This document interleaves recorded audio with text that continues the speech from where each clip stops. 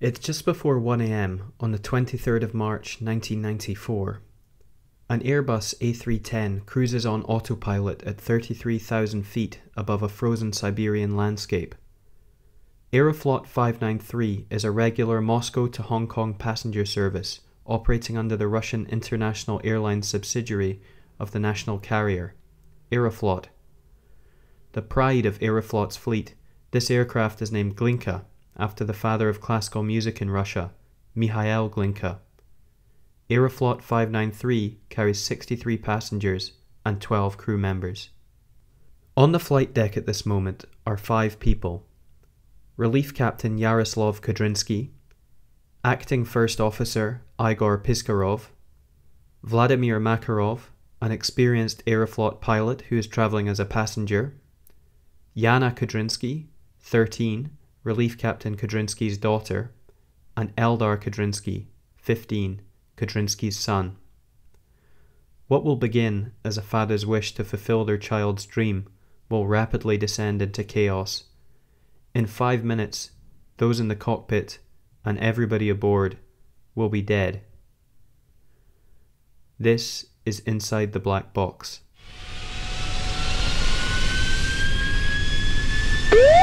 Pull up! Pull up!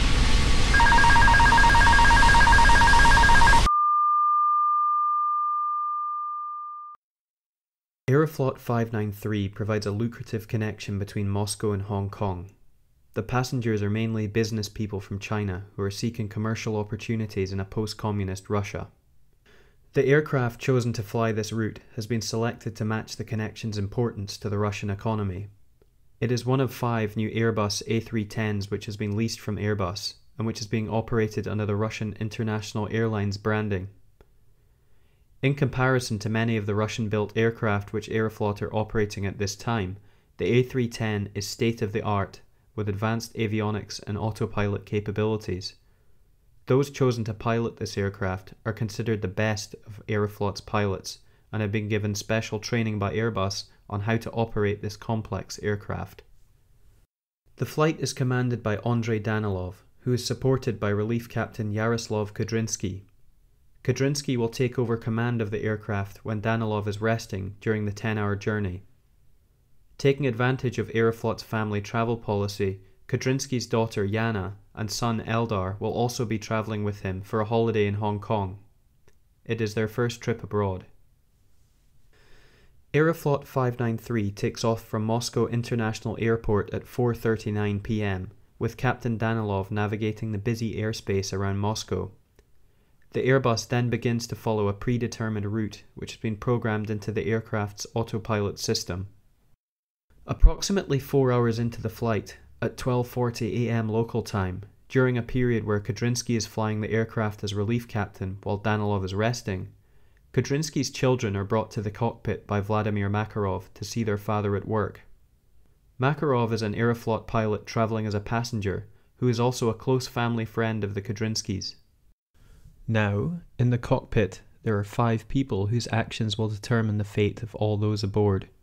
Kudrinsky, who is currently in command of the aircraft, Kudrinsky's 2 children, Flight Officer Piskaryov, who is helping Kudrinsky fly the aircraft, and Makarov, the close family friend and Aeroflot pilot. The stage is now set for the disaster that is about to unfold. Captain Kudrinsky first asks his daughter, Yana, if she would like to sit in the captain's seat on the left of the cockpit. She agrees and takes her father's place in the captain's seat. First Officer Piskaryov, who is sitting on the right side of the cockpit, has his chair pushed back from the controls since he is currently not in command of the aircraft. As Yana holds the controls, Kudrinsky adjusts the heading on the aircraft's autopilot system. Simply speaking, an aircraft's heading is the number of degrees from north the aircraft is flying. The heading adjustment first causes the Airbus to bank to the left, giving his daughter the illusion that she is turning the aircraft left. Kudrinsky then adjusts the heading so that the aircraft banks to the right, before finally returning to the aircraft's desired course of 102 degrees. Eldar is now invited to sit in the captain's seat. As he swaps with Yana, First Officer Piskaryov is radioing local air traffic control to inform them that they will shortly be leaving their zone of control. Monitoring of the aircraft will then be transferred to another air traffic control center. Eldar is initially told by his father to turn the aircraft's control column to the left. If the autopilot was not engaged, this would cause the aircraft to bank left. However, because the autopilot is activated, nothing happens. The controls feel stiff as he tries to turn them. It is only after Kudrinsky adjusts the autopilot to follow a heading to the left that the controls loosen and allow Eldar to turn the control column easily. After a few moments, Kudrinsky again adjusts the autopilot heading selection to return to the desired heading, resulting in the aircraft beginning to bank to the right. Finally, Kudrinsky enters navigation mode on the aircraft's autopilot, which will cause the aircraft to begin to follow its predetermined waypoints once again. Eldar follows the motion of the aircraft and turns the control column to the right. At this point, Captain Kudrinsky starts talking to his daughter, who now wishes to return to her seat. Meanwhile, Eldar continues to hold the control column. However, after approximately 20 seconds, the boy realizes that something unusual is happening.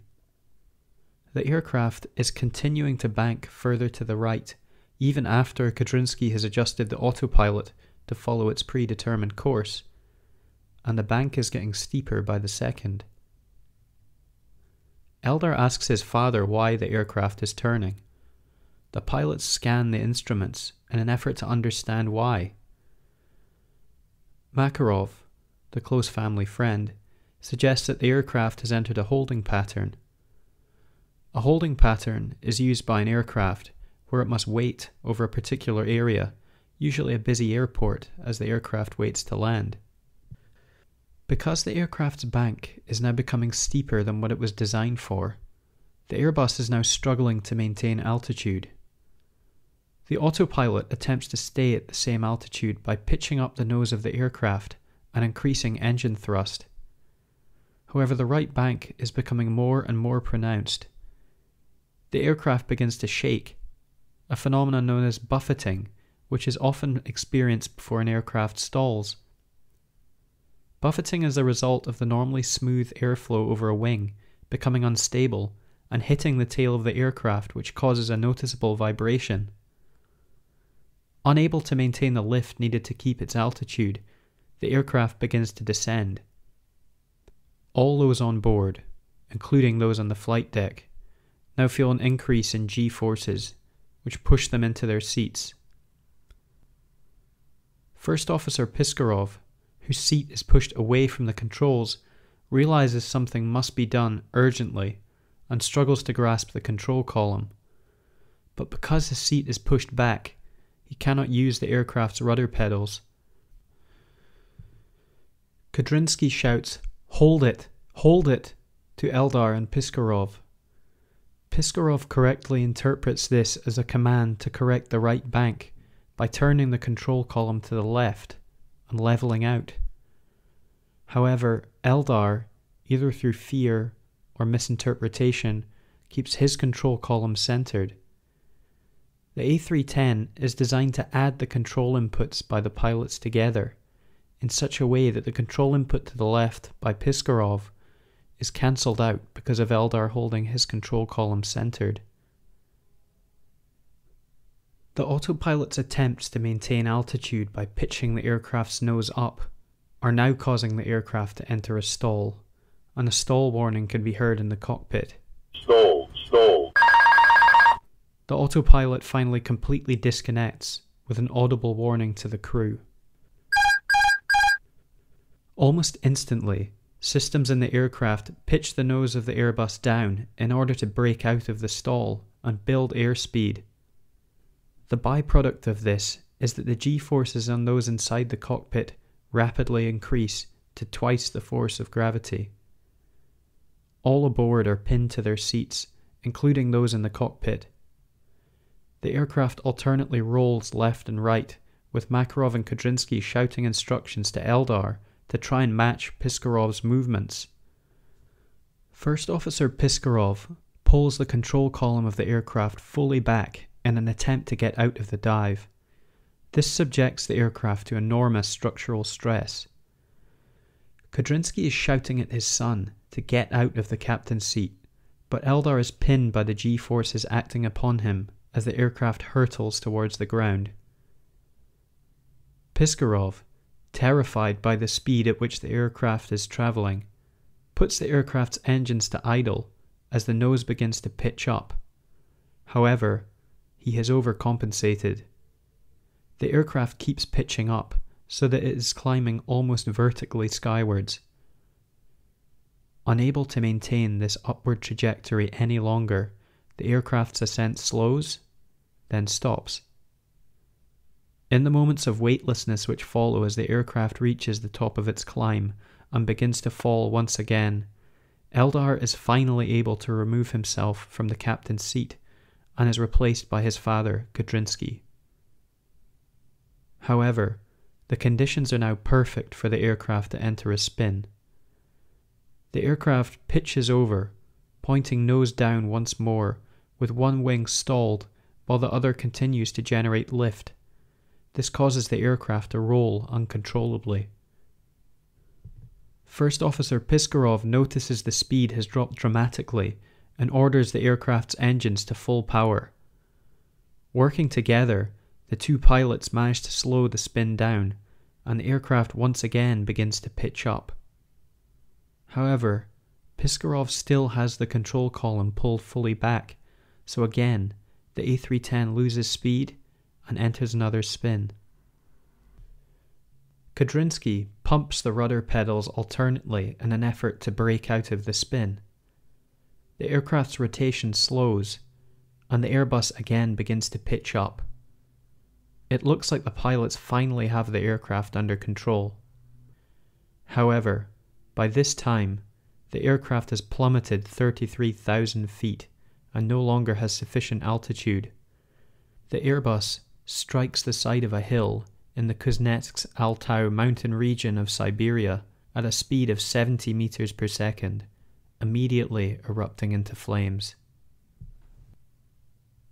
Only a few minutes later, local air traffic control attempts to contact Aeroflot 593, expecting it to confirm it has left their zone of control. However, with no response, the aircraft is reported missing. Search parties are sent out to look for the aircraft approximately 2 hours later. They quickly locate the Airbus on a wooded hillside. It has been completely destroyed. It is immediately obvious there are no survivors. Now the immediate rescue mission is over, attentions quickly turn to understanding what brought down a state-of-the-art airliner. Attempts begin immediately to recover the bodies of the victims, as well as the components of the aircraft.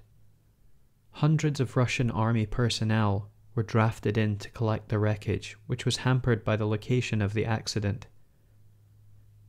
The aircraft's digital flight data recorder and cockpit voice recorder were found within 2 days of the incident and are taken away for analysis.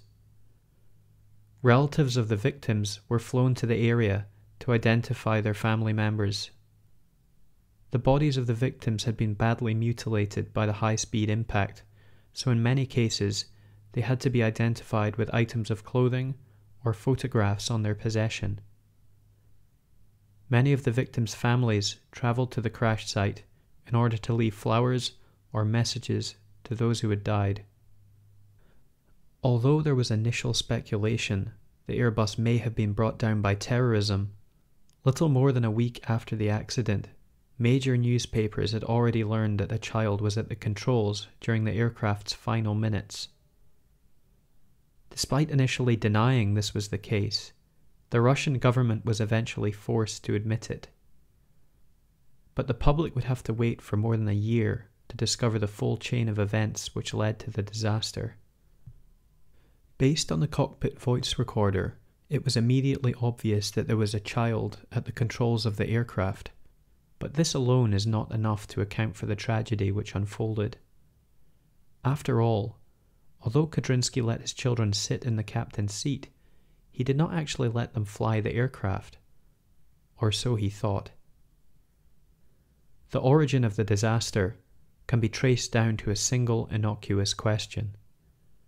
When Eldar sat in the captain's seat, he asked his father if he could turn the control column, to which his father replied yes. Unlike his sister, who merely rested her hands on the controls, Eldar was actively trying to turn the control column.